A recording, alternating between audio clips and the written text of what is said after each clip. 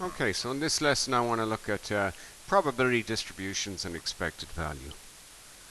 A couple of things. Remember, the sum of all probabilities in an experiment must equal to 1. Expected value is a theoretical long one average, well worth learning that by heart. It has come up before in exams saying define expected value.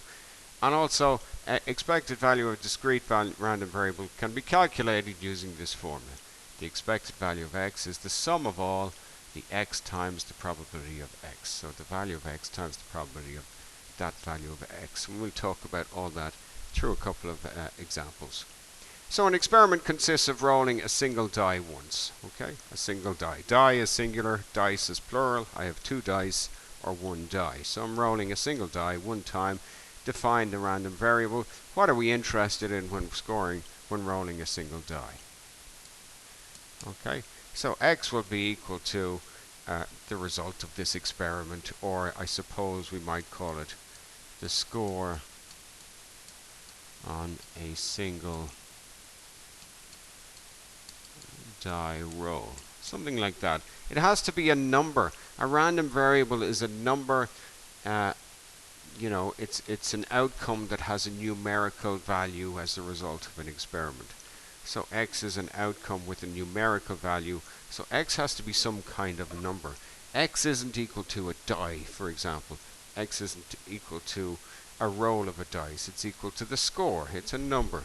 I want to construct a probability distribution for this experiment. So to construct a probability distribution for any experiment, I need to first of all identify all possible values for x, and then I want to be able to identify the probability for each of those ones. In order to be able to calculate the expected value, I need to be able to work out the product of these two things, x times p of x. So I'm going to develop a little table here that has these headings on it based on this experiment. So we've got our values for x, the probability for each one, and then we're just going to multiply those two values together. So the possible values for x, well, x represents the score on a single die roll. We've defined that right at the start. So the possible values for x are 1, 2, 3, 4, 5, and 6.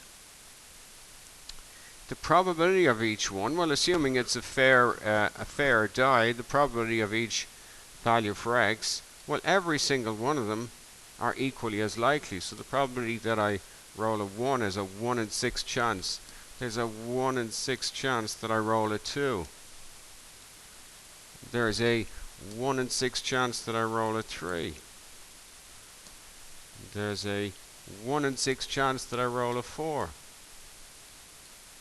There's a 1 in 6 chance that I roll a 5, and there's a 1 in 6 chance that I roll a 6. So this is what we mean by a probability distribution. That is a probability distribution. A couple of important details at this stage. If I add up everything, if I go to the end here and I add up all those simple probabilities, the probability for each simple outcome, they have to all add up to 1. If they don't, I've made an error. In order to calculate the expected value, what I'm going to do is I'm going to, in each row, I'm going to multiply the value for x. In this case, in the first row, it's 1, by its associated probability. In this first case, it'll be 1/6, so that's 1/6. In the second example, it'll be 2/6. 3 times 1/6 in the third row, that's 3/6. 4 times 1/6, 4/6. 5 times 1/6 in the fifth row, that's 5/6. And then 6 times 1/6 is 6/6. Okay? I can simplify those if I want. 2/6 is a third, 3/6 is a half, 4/6 is 2/3, 6/6 is 1. But really, leaving them in 6 is fine, because ultimately I want to find the sum of all these things. So when I add all these things up, 1/6 plus 2/6 plus 3/6 plus 4/6 plus 5/6 plus 6/6, what am I going to get? Well, 1 and 2 is 3, 3 and 3 is 6, 6 and 4 is 10, 10 and 5 is 15, 15 and 6 is 21/6. And 21 over 6 is equal to 3.5. Now, calculate the expected value on one roll of a die. Well, the expected value is this value down here. The expected value is defined as being the sum of all the x values times their associated probabilities. And we've just calculated that. That's that value down there. So the expected value for this experiment is 3.5. So here's my probability distribution down here. There's my expected value is 3.5. I want to complete the statement. And the statement says this. In the long run, I would expect something to be, on average, something. So I want something to be, I'm just going to put in commas in there. In the long run, I would expect, well, what would I expect? I would expect the value of my random variable. What is my random variable? My random variable is x here. It's the score on a single die roll.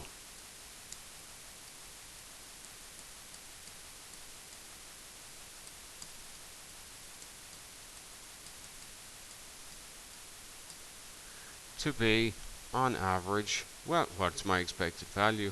My expected value is 3.5. Well worth learning that sentence off. You know, to interpret expected value, we always interpret it in the same way. It's a long run average. So what I'm saying is, in the long run, I would expect whatever my random variable is, however I've defined it, the score on a single die roll, to be on average 3.5. So what do we mean by that? Well, long run means as I conduct this experiment over and over and over and over again, up to infinitely many times, and I take an average, of all those outcomes, the average we would expect to be 3.5. And the more experiments you do, the more times you complete this experiment, the closer your average value will get to 3.5. So for example, I complete the experiment one time, maybe I roll a 1, and then I complete it a second time, maybe I roll a 5. The average of those two times would be 3. Okay, 1 and 5 is 6, divided by 2 is 3. If I rolled it a third time, and maybe I got, let me think, a 3 again, so I'd get a 1, a 5, and a 3. There's 3 results, they add up to 9, the average is still 3. Okay, so that's expected value. Learn off these different things. In the long run, I would expect the score on a single die roll to be on average 3.5, in this case for repeated rolls of a die. Let me look at one more example here. And it's just a slightly different game. And this experiment consists of spinning the spinner. So it's a game, if it lands up here. So a spinner is just, a kind of an arrow, really, that I spin, and it'll rotate around, and eventually it'll come and stop somewhere within the grid. Okay, so that's what we mean by a spinner. So I want to spin the spinner. If it landed in here, as it has done, I get 20 euros. If it lands down in this blue region, I get 10 euros. If it lands over here on the left in the red region, I get 5 euros. I want to define the random variable. Okay, so defining the random variable is always the first step in thinking about expected value and constructing probability distributions. So define the random variable here. I'm going to let x equal the payout for this game.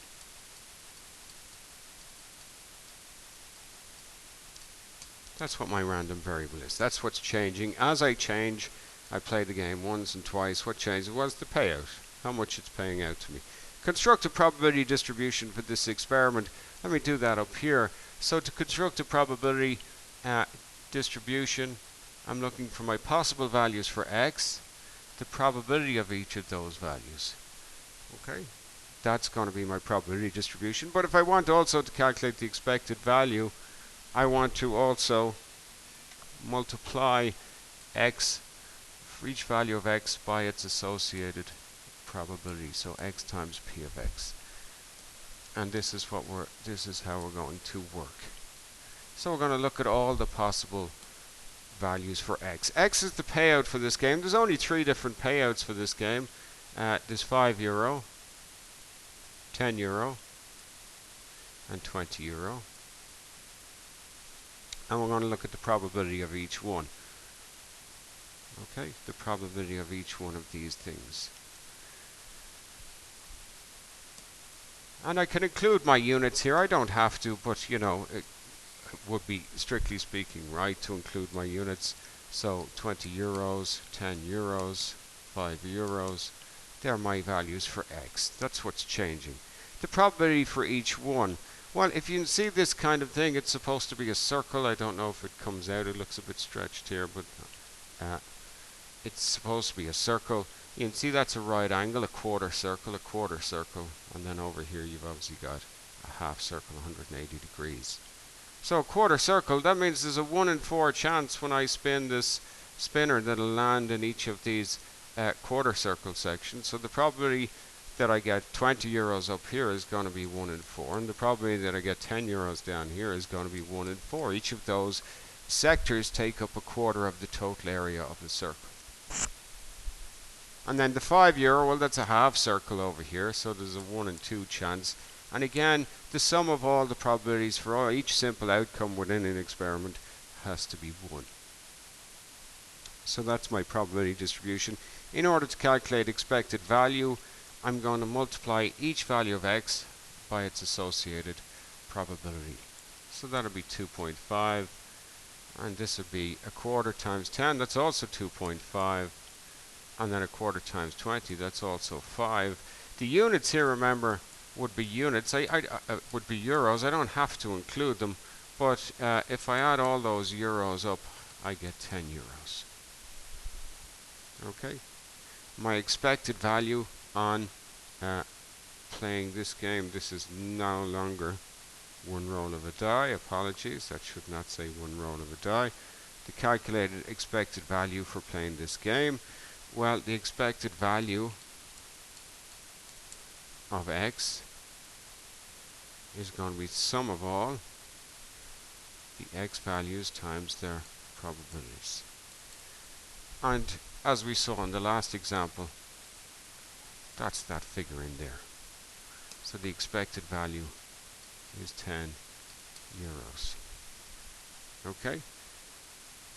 How do we express that in words? Well, we say this, that the sentence that we're going to learn off by heart. In the long run, I would expect, what's my random variable? What's my value for x here? Whatever x is, it's the payout for this game.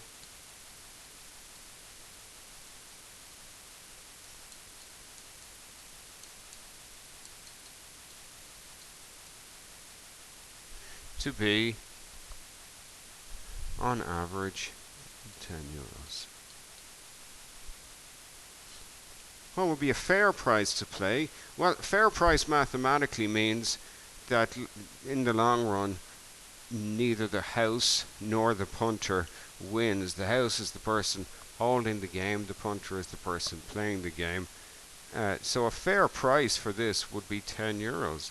Because if I'm expecting the payout to be on average 10 euros, well then if I pay 10 euros, really in the long run, I'm just neither winning nor losing, which is fair.